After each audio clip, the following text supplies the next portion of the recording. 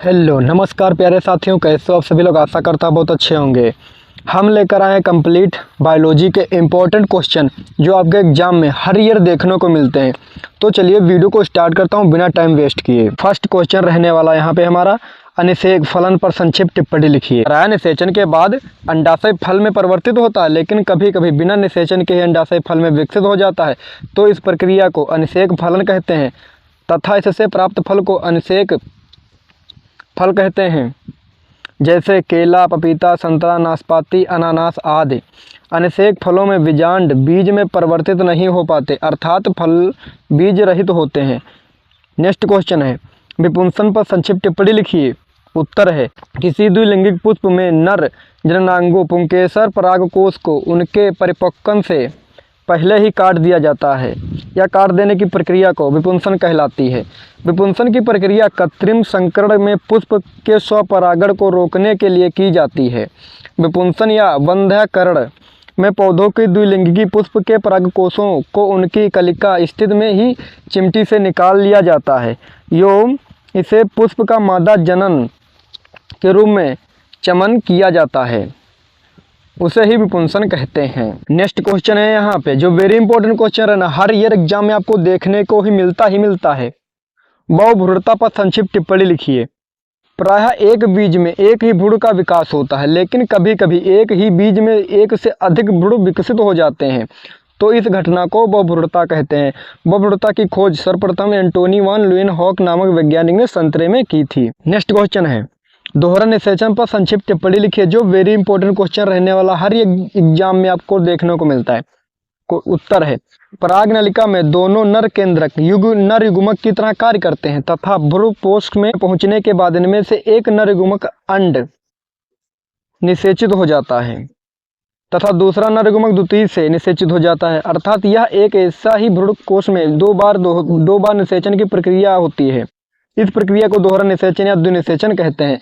जैसे कि नर केंद्रक से भ्रूणकोश में नर युग्मक फर्स्ट एंड नर युग्मक सेकंड, जिसमें नर युग्मक फर्स्ट में होगा अंडकोश का तथा नर युग्मक सेकंड में होगी केंद्रक द्वितीय केंद्रक। नेक्स्ट क्वेश्चन है, उद्बोधन या एमिनोसिंथेसिस पर संक्षिप्त टिप्पणी लिखिए। जो वेरी इंपॉर्टेंट क्वेश्चन है, यह ऐसी तकनीकी है जिसका उपयोग करके गर्भावस्था में भ्रूण की गुणसूत्री असामान्यता तथा अंड अव्यवस्था की जानकारी के लिए किया जाता है। इसमें गर्भ से एमिनोएटिक द्रव्य को इंजेक्शन के माध्यम से निकाल लिया जाता है तथा इस द्रव्य का नमूना लेकर इसमें गुणसूत्र की असमानताओं का निरीक्षण किया जाता है, लेकिन इसके द्वारा लिंग की भी जांच होती है। इसी कारण आजकल इस तकनीकी को दुरुपयोग कन्या भ्रूण हत्या के लिए किया जाने लगा है। भारत सरकार ने लिंग परीक्षण को गैर कानूनी घोषित करते हुए इसे बैन कर दिया। नेक्स्ट क्वेश्चन है, चिकित्सीय साक्षरता समापन या एमटीपी पर संक्षिप्त टिप्पणी लिखिए। गर्भावस्था पूर्ण होने के पहले ही भ्रूण को समाप्त कर देना चिकित्सीय साक्षरता समापन कहलाता है। यह प्रक्रिया गर्भावस्था के प्रथम तिमाही अथवा 12 सप्ताह तक ही सुरक्षित होती है। यह प्रक्रिया कानूनन अपराध है, लेकिन कुछ ऐसी परिस्थितियां होती हैं जब यह कराना आवश्यक हो जाता है, जैसे बलात्कार में उत्पन्न गर्भ, असुरक्षित यौन संबंध से उत्पन्न अनचाहा गर्भ, शिशु में जन्मजात रोग, गर्भ निरोधक गोलियों के विफल होने पर उत्पन्न गर्भ आदि। नेक्स्ट क्वेश्चन है यहाँ पे, डीएनए फिंगरप्रिंटिंग तकनीकी पर संक्षिप्त टिप्पणी लिखिए।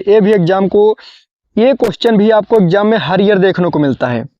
डीएनए फिंगरप्रिंटिंग एक ऐसी तकनीकी है जिसके द्वारा किसी खूनी बलात्कारी अपराधी तथा पैतृक पनिक की जांच की जाती है। इस तकनीकी में किसी व्यक्ति के डीएनए में पाए जाने वाले विभिन्नताओं का पता लगाया जाता है। इस तकनीकी के बारे में सर्वप्रथम एलेक्स जेफरे नामक वैज्ञानिक ने पता लगाया था। डीएनए फिंगरप्रिंटिंग के लिए किसी व्यक्ति के रुधिर, लार, बाल, वीर, यौन द्रव या अन्य पदार्थों से डीएनए लेते हैं तथा इसी प्रकार दूसरे व्यक्ति का डीएनए लेते हैं, फिर उसमें सामान्यता देखते हैं। इस आधार पर डीएनए मैच कराया जाता है। नेक्स्ट क्वेश्चन है, प्रेग्नेंसी टेस्ट ट्यूब बेबी पर संक्षिप्त टिप्पणी लिखिए। यह क्वेश्चन वेरी इंपॉर्टेंट है। यह तकनीकी उन दंपतियों के लिए प्रयोग में लाई जाती है जिनमें या तो पुरुष के वीर्य में शुक्राणुओं की संख्या कम पाई जाती है या फिर स्त्री में गर्भ नहीं ठहरता है। इस तकनीकी को प्रयोगशाला में पत्नी के अंडाणु को पति के शुक्राणु से एक प्रग्नली में निषेचित कराया जाता है। इसके बाद तैयार भ्रूण को फैलोपियन नलिका में स्थानांतरित कर दिया जाता है, जहां पर भ्रूण का विकास स्त्री में सामान्यतः रूप से होता है तथा 9 महीने बाद बच्चे का जन्म होता है। इस प्रकार से प्राप्त शिशु को प्रेग्नली शिशु या टेस्ट ट्यूब बेबी भी कहते हैं। नेक्स्ट क्वेश्चन है, टीकाकरण पर संक्षिप्त टिप्पणी लिखिए। मृत निष्क्रिय सूक्ष्म जीवों या उनके उत्पादों से बने पदार्थ को टीका कहते हैं तथा टीका को शरीर में प्रवेश कराने की प्रक्रिया को टीकाकरण कहते हैं। टीकाकरण विभिन्न प्रकार के रोगों जैसे पोलियो, डिप्थीरिया, काली खांसी, टेटनस, चेचक आदि रोगाणुओं के विरुद्ध सक्रिय उपसर्जित प्रतिरक्षा प्रदान कराता है। टीका समाप्ते बी तथा टी कोशिकाएं बनाते हैं जो रोगजनक को शीघ्र ही पहचान लेते हैं तथा इस प्रतिरक्षी बना लेते हैं, जैसे जहरीले सर्प के काटने पर या टिटनेस में जो टाँके लगाए जाते हैं उनमें पहले से निर्मित प्रतिरक्षी होते हैं। नेक्स्ट क्वेश्चन है, एल्कोहल दुरुपयोग पर संक्षिप्त टिप्पणी लिखिए। एल्कोहल को सामान्यतः रूप से शराब या मदिरा के नाम से भी जाना जाता है। यह विश्व में सबसे अधिक प्रयोग में लाया जाने वाला मादक पेय पदार्थ है। दुरुपयोग, इसके प्रयोग से तंत्रिका तंत्र दुर्बल हो जाता है, जिससे आत्मनियंत्रण में कमी, मस्तिष्क कमजोर होना, सोचने समझने की शक्ति नष्ट होना, अच्छे बुरे का ज्ञान समाप्त होना, एकाग्रता में कमी होना आदि लक्षण उत्पन्न होते हैं। व्यक्ति अपने घर में ही चोरी करने लगता है। सेकंड, इससे हार्ट अटैक की संभावना बढ़ जाती है। नेक्स्ट है, व्यक्ति बर्बरता और हिंसा का रूप ले लेता है। नेक्स्ट क्वेश्चन है, जीन चिकित्सा पर संक्षिप्त टिप्पणी लिखिए। जीन चिकित्सा के अंतर्गत मानव में उपस्थित दोषपूर्ण जीन को स्वस्थ व क्रियाशील जीन में बदल दिया जाता है। जीन चिकित्सा द्वारा किसी बच्चे या भ्रूण में चिह्नित किए जाने को दोष या सुधार किया जा सकता है। इस रोग के उपचार के लिए जीन को व्यक्ति की कोशिकाओं या ऊतकों में प्रवेश कराया जाता है, जो निष्क्रिय जीन की क्षतिपूर्ति करके उसमें कार्यों को संपन्न करते हैं। जीन चिकित्सा का पहला प्रयोग सन 1990 ईस्वी में एक 4 वर्षीय लड़की एडिनोसिन एमिनेज की कमी को दूर करने के लिए किया गया था। सेकंड क्वेश्चन है, सबभोजिता पर संक्षिप्त टिप्पणी लिखिए। जो वेरी इंपॉर्टेंट क्वेश्चन है, हर ईयर आपको एग्जाम में देखने को मिलता है।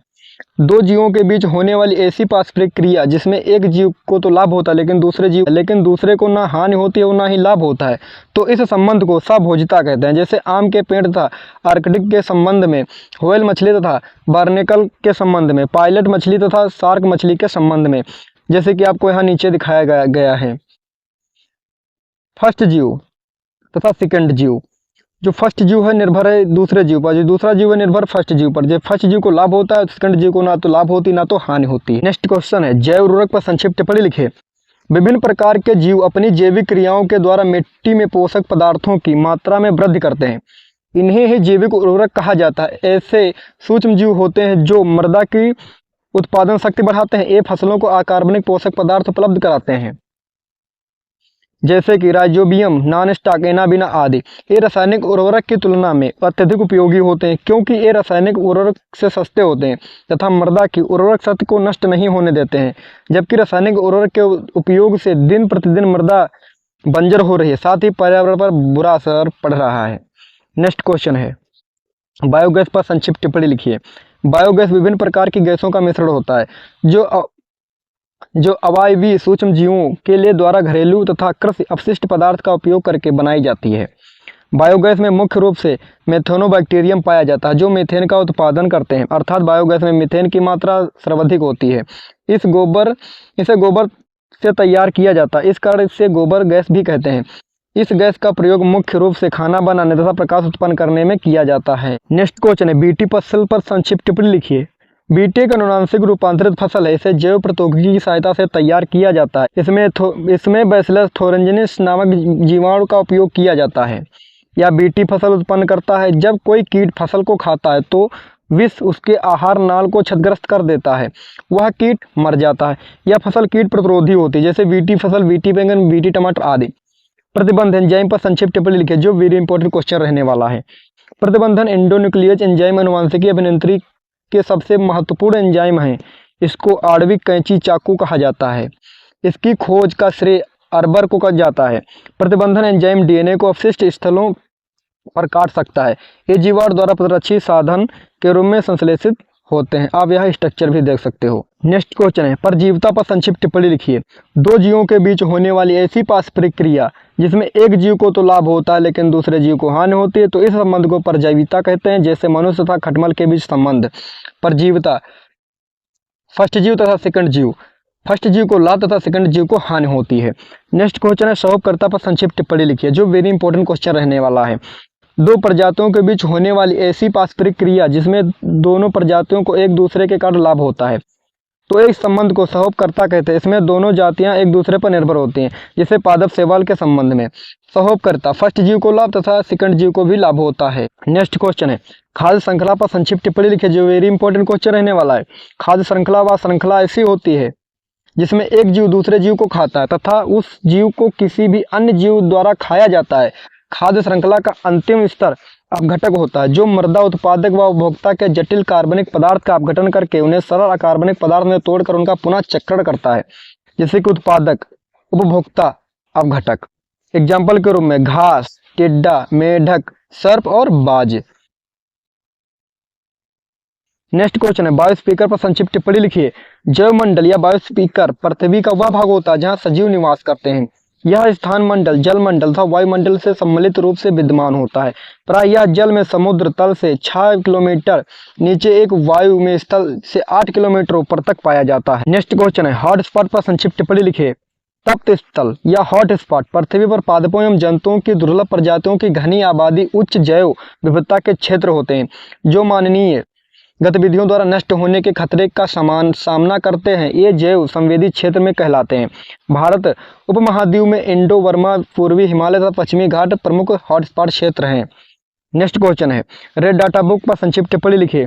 IUCN द्वारा जारी की गई एक ऐसी किताब जिसमें विलुप्त, संकटग्रस्त, दुर्लभ, अनकालिक जीव जातियां का सूचीबद्ध वर्णन किया गया है, उसे रेड डाटा बुक या IUCN का मुख्यालय स्विट्जरलैंड में है। रेड डाटा बुक की सहायता से हमें संकटग्रस्त जीवों की जानकारी आसानी से उपलब्ध हो जाती है। इस जानकारी की सहायता से हम उन संकटग्रस्त जीवों के संरक्षण के लिए प्रयास करते हैं और उन्हें विलुप्त होने से बचा सकते हैं या बचा लेते हैं। संकटग्रस्त प्रजातियों के अंतर्गत विभिन्न जीवों जैसे एक सींग वाला गेंडा, कस्तूरी हिरण, बाघ, बब्बर शेर इत्यादि आते हैं। अगर मेरा वीडियो पसंद आया हो तो प्लीज़ वीडियो को लाइक एंड चैनल को सब्सक्राइब कर देना। मिलते हैं नेक्स्ट वीडियो में, तब तक के लिए जय हिंद। हमारे पास अभी 1 दिन का और समय है। हम आपको चाहेंगे आप अच्छी मेहनत करके अच्छे नंबर लाएं। अगर मेरे सब्सक्राइबर आज 50 सब्सक्राइबर आज अगर कंप्लीट हो जाते हैं तो मैं नेक्स्ट दिन मतलब कल लाइव आऊँगा और लाइव आपको वेरी इंपॉर्टेंट क्वेश्चन बताऊँगा। तो प्लीज़ वीडियो को सब्सक्राइब कर देना, वीडियो को लाइक कर देना। धन्यवाद।